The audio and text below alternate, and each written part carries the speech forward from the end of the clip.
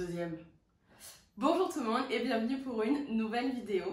Alors du coup aujourd'hui cette vidéo qui sera très courte, c'est on va dire la seconde partie de la vidéo que j'avais faite sur ma Natural Hair Journey. Donc en gros c'était ma première vidéo Hair Talk dans laquelle je parlais en fait de mon parcours, comment est-ce que j'ai fait pour passer de mes cheveux défrisés, cassés, abîmés à mes cheveux du coup actuels. Même si là actuellement je vous avoue que je suis pas du tout contente de mes cheveux. Je sais pas ce qui se passe, peut-être parce que j'ai changé de routine et je pense que celle-ci elle me convient pas, ou du moins elle me convient pas par rapport au temps parce qu'il commence à faire beau à Londres pour une fois. Mais bref, voilà, tout ça pour dire que j'avais déjà fait une vidéo du coup où je parlais de mon parcours pour transitionner du coup sans faire de big chop, donc sans couper mes cheveux. Et c'était là une vidéo où je parlais vraiment de tout, je parlais de comment est-ce que j'ai commencé, en fait depuis que je suis née jusqu'à mes 25 ans, ce que j'ai fait du coup pour mes cheveux, etc. Et cette vidéo, elle sera plus axée sur les conseils, vraiment les choses à suivre, les étapes à suivre pour pouvoir faire du coup la transition, ou bien tout simplement pour pouvoir du coup passer de cheveux naturels avec ou sans big chop. Et ce sont les conseils que moi j'ai suivis. Alors j'ai mon ordi parce que du coup j'ai pris des notes parce qu'il y a des choses que je fais toujours, donc forcément je m'en souviens. Il y a des choses que je faisais à l'époque que j'ai changé, donc peut-être que ça vous aidera si je dis exactement quelles sont les choses que j'ai suivies. Donc c'est parti. Il fait un peu chaud.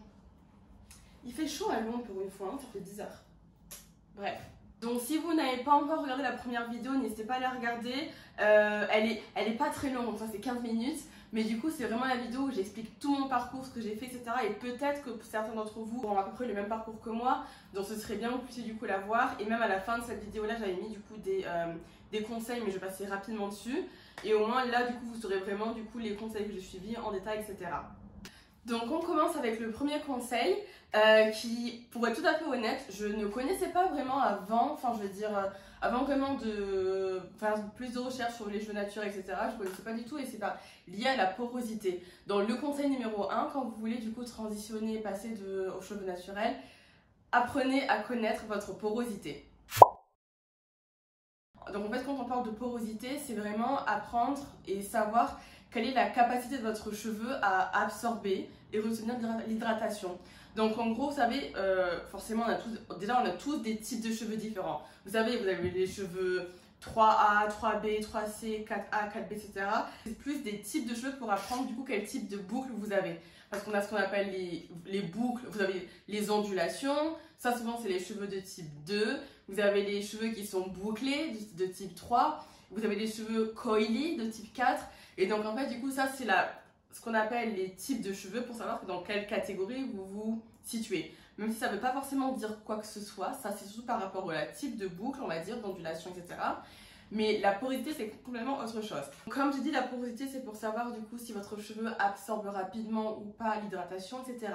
Et donc en fait, vous avez soit des cheveux qui sont à faible porosité, moyenne porosité ou à forte porosité. Du coup, moi, pour connaître quelle était ma porosité, j'ai utilisé la technique du verre d'eau. Donc vous savez, c'est la technique où vous prenez un verre d'eau, vous prenez du coup une mèche de cheveux, vous la mettez du coup dans le verre, et le but c'est de voir comment votre cheveu va réagir par rapport à ça.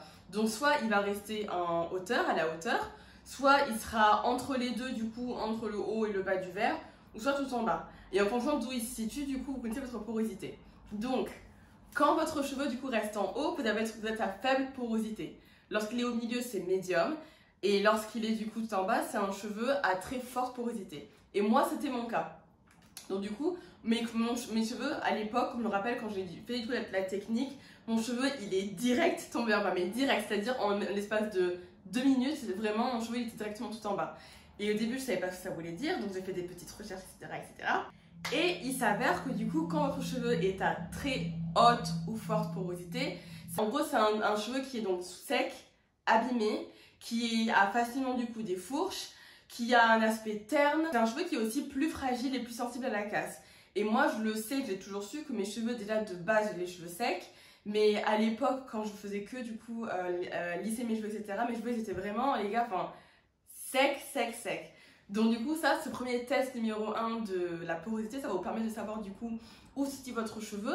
Et en fonction du coup de la porosité de votre cheveu, vous saurez du coup quelle routine faire. Et ça, du coup, c'est la seconde étape qui est de créer votre routine en fonction de votre cheveu, de ce dont il a besoin. Petit swap bubble tea, parce que mon copain du coup a commandé des bubble tea et vraiment, Trop bon. C'est la première fois que je prends un bubble tea à la pastèque, c'est trop bon. Bref, donc j'en étais. Je disais du coup que moi, à l'époque, quand j'ai fait du coup ce test, mes cheveux étaient donc à très forte porosité. Et donc les soins qu'il me fallait, c'était alterner entre des soins à base de kératine, de protéines, d'hydratation et d'huile. Donc du coup, ce que je faisais, c'est que déjà, je me faisais des soins toutes les semaines. Donc par exemple, si on prend là le mois d'avril, première semaine, je me faisais des soins du coup protéinés, soit des soins maison, soit des soins que j'achetais. Je faisais pas mal de soins maison. Et pour mes soins du coup à base de protéines, je faisais souvent du coup avec de l'huile, miel, yaourt, je mélangeais, je laissais poser. Et vraiment, ça, c'est ce qui fonctionnait très très bien. Je crois que je faisais huile, miel, yaourt et avocat. Et ça, je le mettais dans mes cheveux, je laissais poser pendant au moins 2 heures. Et après ça, du coup, je rinçais mes cheveux, je lavais mes cheveux et après, je mettais ma crème. Soit je faisais ça, et après, du coup, la semaine suivante, je faisais des soins, du coup, hydratants.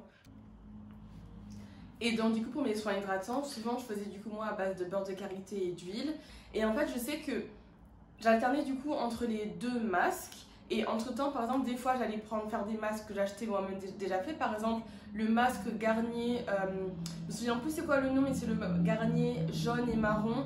Je crois que c'est à base d'avocat et de huile de karité, je crois. Il fonctionnait également super bien. Et à l'époque, j'étais encore en France et je sais qu'il n'y avait pas énormément de marques pour les cheveux afro, etc. ou bouclés qui étaient abordables. Donc celui-là, il fonctionne également très bien. Et également le soin ApHogee Treatment. Je pense que je l'ai fini le mien, mais je l'avais montré dans mon ancienne vidéo. C'est le ApHogee Treatment Protein, ça c'est un soin protéiné, enfin un traitement protéiné qui fonctionnait également super bien les gars pour réparer les cheveux. Vraiment ce soin, il a fait de la magie dans mes cheveux, il était vraiment trop bien. La seconde étape, absolument éviter toutes les sources de chaleur, donc pas de fer à lisser, pas de sèche-cheveux non plus. Donc moi j'ai toujours laissé mes cheveux du coup sécher à l'air libre. Même là j'ai fait du coup ce matin mon wash day, et là ils sont séchés du coup à l'air libre. Et ça c'est super important parce que sinon vos cheveux, comme on a dit, ils sont sensibles à la casse. Donc plus vous apportez de chaleur et plus du coup ils vont être encore plus sensibles. Et ensuite du coup le troisième conseil que j'utilise, qu'on m'a dit et qui a très bien fonctionné, c'est de toujours utiliser ou favoriser de l'eau froide lorsque du coup vous faites vos séances vos cheveux. Donc du coup, c'est un peu lié à ce que j'ai dit avant par rapport aux sources de chaleur, mais l'eau froide, ça permet aussi de renforcer vos cheveux et d'éviter qu'ils soient encore plus cassés par rapport à cette chaleur que vous apportez en plus. Donc on a parlé de la porosité des cheveux, on a parlé de la routine à vous créer du coup par rapport à vos cheveux, par rapport aux soins, etc.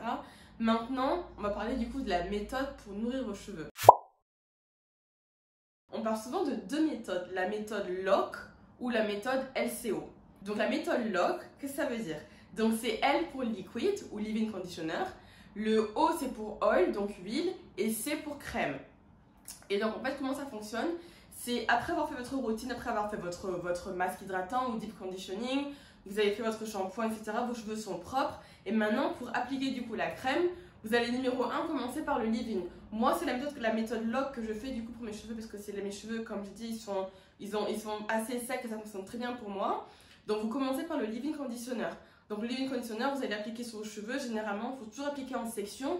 Donc moi, je sépare mes cheveux au moins en 4. Je prends mon leave-in et je l'applique sur tous mes cheveux, sur toute la longueur, de la racine jusqu'aux pointes. Okay. Seconde étape, vous appliquez l'huile. Donc pour appliquer l'huile, du coup, là c'est très simple. Vous prenez votre huile qui fonctionne sur vous, peu importe. Moi, l'huile d'avocat, j'aime trop ça, donc je prends un petit peu d'huile.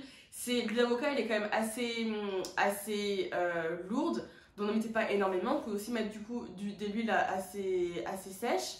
Donc mettez votre huile, vous l'appliquez du coup sur le leave-in conditioner, sur votre partie, etc. Et ensuite vous terminez avec la crème. Et la crème, ça peut être une crème par exemple d'activation des boucles, crème pour, j'allais dire styler, crème pour du coup faire votre coiffure, etc. Mais du coup cette méthode là, c'est la méthode qui fonctionne assez bien, qui est la plus connue.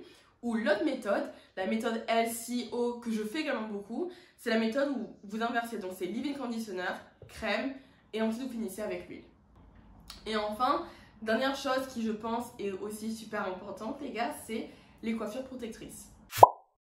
Donc j'ai fait toute une vidéo sur les coiffures protectrices où je parlais des coiffures que j'adore, que je fais souvent, les bienfaits des coiffures protectrices, etc. Donc vous pouvez aller voir cette vidéo, elle est sur ma chaîne et honnêtement elle est assez courte également, mais c'était vraiment uniquement axé sur les coiffures protectrices.